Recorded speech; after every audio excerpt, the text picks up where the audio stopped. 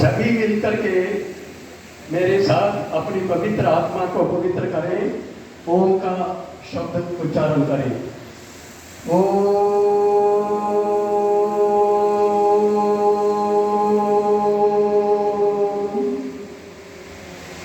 आदर व सम्मान के योग्य ऋषि मेले में आए हुए मेरी मातृशक्ति, उपस्थित सज्जनों और मंच पर बैठे हुए विद्वत मंडल, आप सबके जीवन का बगीचा फले, सुगंधी चले, मंदी कभी हरियाली न हो, दूर सदा बदहाली हो।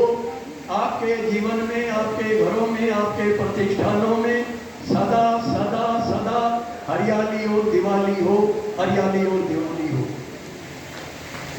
प्यारे सज्जनों, एक बात को पहचान लो, वेद ज्ञान को जान लो और निराकार ईश्वर को जान लो और अपने को पहचान लो। और जिसने सारे देश को जगाया, सोए हुए देश को जगाया, उसको जान लो। ये डंका जो बज रहा है, ये ऋषि देव दयानंद की देन है। ऋषि दयानंद ने 10 नियम बनाए। अगर आप 6 नियमों का पालन कर लो तो आप विद्वान बन जाओगे। पहला नियम मैं आपसे पूछना चाहता हूं, हाथ खड़ा करें, सत्य बोले। सत्य को जिसने पहचान लिया उसने परमात्मा को जान लिया। मैं आपसे पूछना चाहता हूं, हाथ खड़े करें, कौन आदमी स्वाध्याय करता है? नित्य प्रति स्वाध्याय करने वाले हाथ खड़ा करें। बहुत कम, और जिन्होंने किए हैं उनका मैं धन्यवाद करता हूं हृदय से। यानी स्वाध्यायशील बनो। ऋषि दयानंद ने वो सत्यार्थ प्रकाश देकर के चले गए जो दुनिया के अंदर कहीं ऐसा अनमोल ग्रंथ सत्यार्थ प्रकाश आपको नहीं मिलेगा। ये जीवन परम पिता परमात्मा ने हमारे को दिया है। इससे बड़ा दुनिया के अंदर कोई मंदिर नहीं, इससे बड़ी कोई मस्जिद नहीं, इससे बड़ी कोई चर्च नहीं, इससे बड़ा कोई गुरुद्वारा नहीं। दुनिया में लाखों मंदिर बने हैं, लाखों मस्जिद बनी हुई है, लाखों गुरुद्वारे बने हुए हैं, लाखों चर्च बने हुए हैं। ये किसने बनाए? हमने।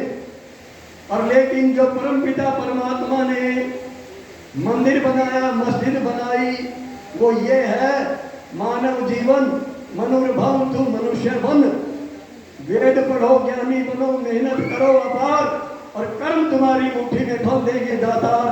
वेद का पढ़ना पढ़ाना हमने दिया विसार, मूर्ख पाखंडी पैदा हुए बने पाखंड के सरदार। आज जो नकली ज्ञान बताते हैं, नकली कथा सुनाते हैं, और जो इसके अंदर जो मन मंदिर के अंदर बसा हुआ, उसकी कोई बात नहीं बताते हैं। आज क्या हो रहा है, इस मन मंदिर के अंदर शराब पी रहे हैं, बीड़ी पी रहे हैं, गुटखा खा रहे हैं, ताश खेल रहे हैं, न जाने क्या क्या कुकर्म इस जीवन के अंदर कर रहे हैं। जब तक आपका मन शुद्ध नहीं होगा, जब तक आपके विचार शुद्ध नहीं होंगे, जब तक आपके संस्कार शुद्ध नहीं होंगे, जब तक आपका व्यवहार शुद्ध नहीं होगा, जब तक आपकी वाणी पवित्र नहीं होगी, और जब तक आपका हृदय पवित्र नहीं होगा, जब तक आपका जो है कि आत्मा पवित्र नहीं होगा, तब तक आपको परमात्मा मिलना असंभव है। और जिसने इस शुद्ध मन को कर लिया, जिसने अपने जीवन को शुद्ध कर लिया, चरित्र को शुद्ध कर लिया, उसका तो भाई एक सेकंड के अंदर देर नहीं, वो अंतर्यामी परमात्मा, सारे संसार को देने वाला, राजाओं का राजा हमारे अंदर बैठा हुआ है और हम उसको जानते नहीं। एक एसपी के द्वार पर कितने द्वारपाल बैठे हुए होते हैं, वो अंदर जाने तब देते हैं जब तलाशी लेते हैं। मुख्यमंत्री की सिक्योरिटी और ज्यादा होती है, और भाई देश के प्रधानमंत्री की सिक्योरिटी और कड़ी होती है। और जो राजाओं का राजा महाराजा हमारे अंदर बैठा, उसका कोई स्वागत नहीं करते, ये इससे बड़ा और अपराध क्या होगा। हम स्वयं से धोखा कर रहे हैं, किसी और से नहीं, स्वयं से धोखा कर रहे हैं। अपने को जान लो, और परम पिता परमेश्वर ने जो संसार बनाया उसको जान लो, और वेद ज्ञान को जिसने दिया। प्रत्येक देश के, हर देश का कानून अलग होता है, देश का संविधान अलग होता है। अरे जितना इतने बड़ा संसार बनाया, उसने भी तो कोई विधान बनाया होगा। उसका विधान है वेद। 4 वेद 6 शास्त्र, सबने बात कही है दो, सुख देने से सुख मिले और दुख देने से दुख हो। आज हो क्या रहा है?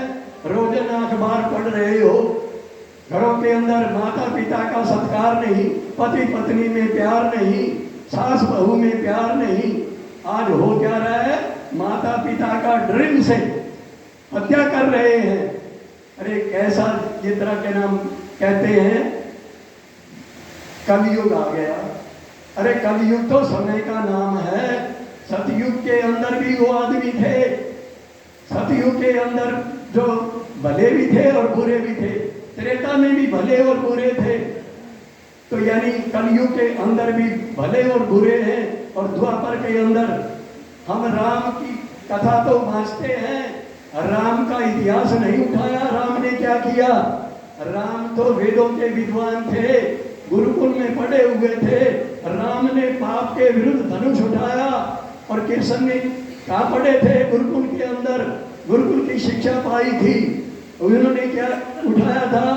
धर्म को जगाने के लिए, वेद की ज्योति जगाने के लिए उसने क्या उठाया? सुदर्शन चक्र। पापी मामा अपने कंस को मारा, जरासंध से 16 लड़ाइयां लड़ी, और भाई उसके बाद महाभारत का युद्ध जितवाया। किनको? पांडवों को। अपनी नारायणी सेना तो दे दी दुर्योधन को, और निहत्थे लड़े किसके साथ? अर्जुन के साथ। जीत किसकी हुई? सत्य की। तो सत्य को जान लो, सत्य को पहचान लो। राम ने क्या किया था?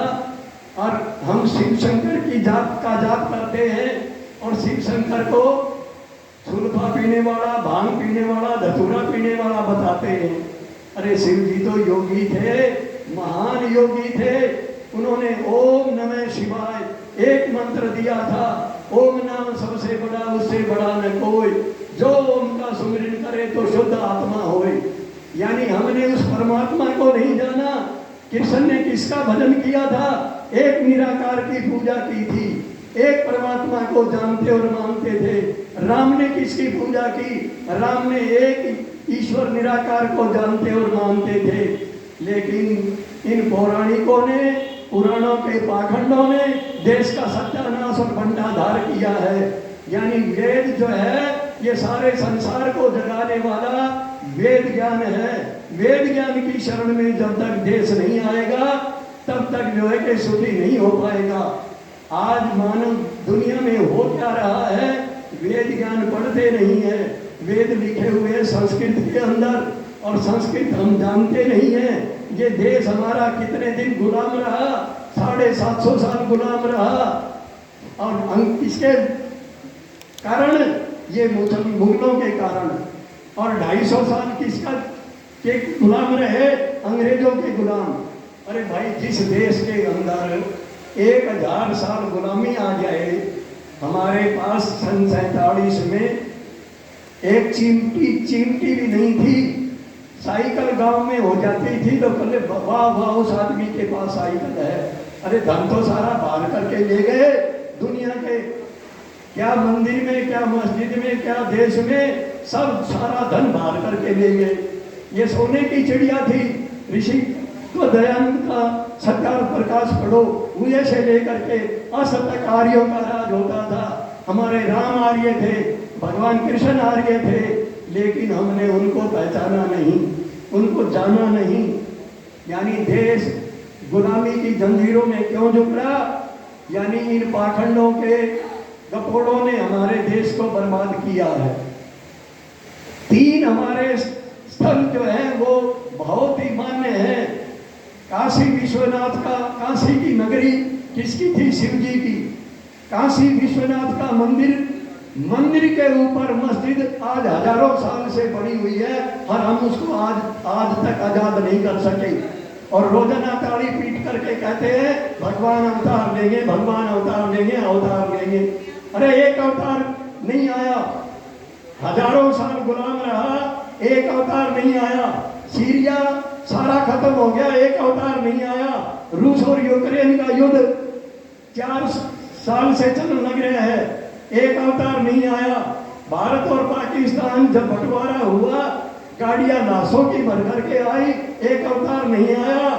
और जो है कि पाकिस्तान के अंदर सारे हिंदू खत्म हो गए, एक अवतार नहीं आया। और बांग्लादेश में क्या हो रहा है, एक अवतार नहीं आया। यानी ये अवतार बताने वाले ये सबसे बड़े खतरनाक हैं। कोई तो बता रहा है क्षीर सागर में, कोई बता रहा है चौथे आसमान में, कोई 7वें आसमान में। और ऋषि दयानंद ने क्या कहा, अरे संसार के लोगों, संसार के कण कण में परमात्मा है, जर्रे जर्रे में परमात्मा है, अणु अणु में परमात्मा है, रंग रूप में परमात्मा है, नस नाड़ी में परमात्मा है। वो संसार के जर्रे जर्रे में, अग्नि में, जल में, वायु में, पृथ्वी में, आकाश में, पाताल में, सब जगह परमात्मा व्यापक है। वो हमारे हृदय मंदिर में बैठा है। हम ऋषि दयानंद को नहीं पहचान पाए, ऋषि दयानंद की जय नहीं बोल पाए, ऋषि दयानंद के कार्य को साकार नहीं कर पाए। उदयपुर के महाराणा ने क्या कहा था, स्वामी जी महाराज आपको करोड़ों की गति का मालिक बना देंगे, आप मूर्ति पूजा का खंडन न करो। स्वामी जी ने क्या कहा, हे राजन कान खोल करके सुनो, मैं तुम्हारे जैसे राजाओं को रिझाने के लिए नहीं आया, मैं तो राजाओं के महाराजा की जो बात है वो बताने के लिए आया हूँ। मेरी उंगलियों की बत्ती बना करके जलाओगे, मेरे मुख से सत्य निकलेगा। अगर मेरे को तोप के सामने बांध करके पूछोगे, मेरे मुख से सत्य निकलेगा, सत्य के विरुद्ध एक शब्द भी नहीं कहूंगा। यानी ये थे ऋषि दयानंद। ऋषि दयानंद ने किसी को कहा कि स्वामी जी महाराज कल आपके पास सामने आपने जो अंग्रेज के विरुद्ध एक बात कही थी बाइबिल की, तो वो आपके ऊपर कुपित हो रहा था। ऋषि दयानंद ने यूं करके यूं गर्दन घुमाई, 2000 आदमी बैठे थे, कोई है माई का लाल जो मेरे शरीर को क्षण क्षण भंग कर सकते हैं, टुकड़े टुकड़े कर सकते हैं, लेकिन मेरी आत्मा का कोई बार बांका करने वाला हो बताओ। यानी ये आत्मा अजर अमर है। ठीक ऐसा है। पीछे से घंटी बज गई, मेरे पास तो कम से कम मैं आपको याद दिला दूं, मेरी बहुत सालों से तमन्ना थी आर्य समाज नागौरी गेट के अंदर 25 भजन मंडलियां होती थी। मैंने भाई साहब को कहा, मैं क्या एक रथ बना लो, नहीं बना। लेकिन वो सपना जो है कि मैंने अपने बेटे से कहा, मां बेटा जितने पैसे लगे गाड़ी के, और वो गाड़ी रथ मेरा तैयार करवा।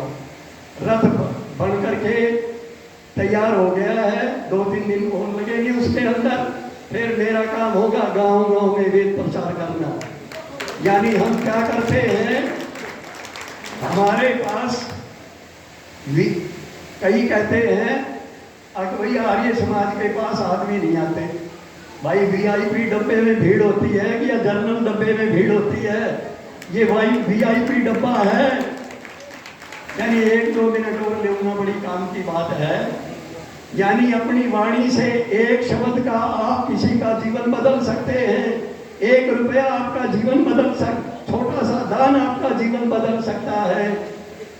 यानी मनुष्य क्या नहीं बदल सकता।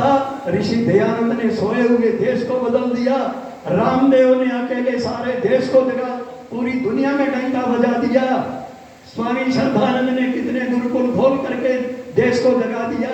जगाने वाला चाहिए, बताने वाला चाहिए, यानी स्वाध्याय होना चाहिए मनुष्य का।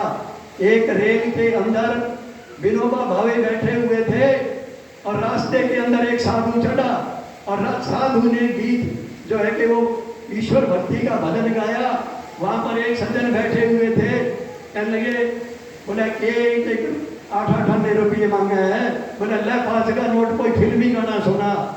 बोला पैसों का नोट भी देगा तो मैं केवल ईश्वर भक्ति के भजन गाऊंगा। तेरे इन नोट से मैं जो फिल्मी गाना नहीं, इस वाणी से फिल्मी गाना नहीं सुनाऊंगा। इन्हीं शब्दों के साथ मैं सभी कमेटी का तहे दिल से हृदय से धन्यवाद करता हूँ। भाई साहब कह रहे थे कि ये झगड़े, भाई ये झगड़े तो ऋषि दयानंद ने 16 बारी जहर पिया और जहर पिलाने वालों को छोड़ते चले गए। ये आर्य समाज का काम है। भाई काम करते चले जाओ। और भाई हाथी के पीछे कुत्ते तो खूब घूमते हैं, उनकी परवाह नहीं करो। धन्यवाद, सबका बहुत बहुत धन्यवाद।